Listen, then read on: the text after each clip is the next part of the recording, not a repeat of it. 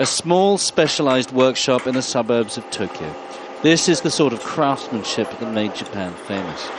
Here, workers mold metal as easily as if it was clay. No heat, just the subtle application of pressure.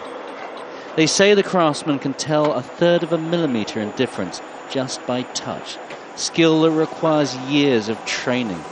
The company, founded in 1947, epitomizes the rise of post-war Japan. But Mr. Kitajima, the boss, is concerned. If orders remain as low as they've been and he can't get any new business, he might have to consider what he's always tried to avoid, laying people off. This economic crisis is worse than before. In the past, some people weren't doing too badly while others suffered. This time, everyone is being hit really hard.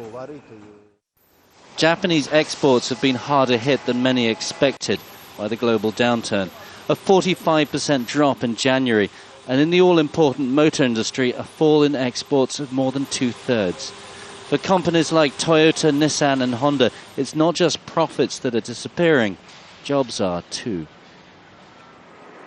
The economics gurus who've been watching Japan struggle with a decade of recession fear that this might be the straw to break the back of the Japanese worker. Job security is the most important. And if this situation continues much longer, unemployment rate is now 4.4%, and possibly rise above 5% or possibly close to 6%.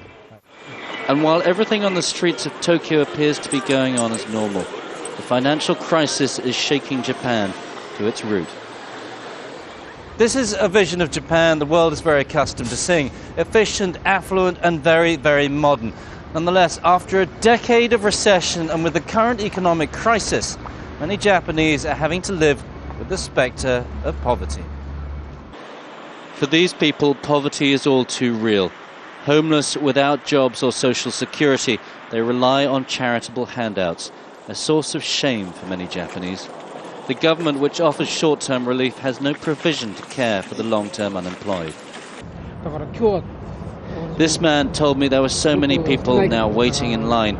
He was worried there wouldn't be any food left when he got to the front of the queue.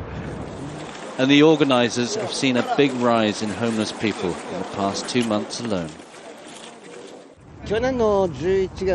Up until November, we had 250 people a day, but since Toyota and Nissan started laying people off at the end of the year, it's been between 450 to 500 people coming to find food.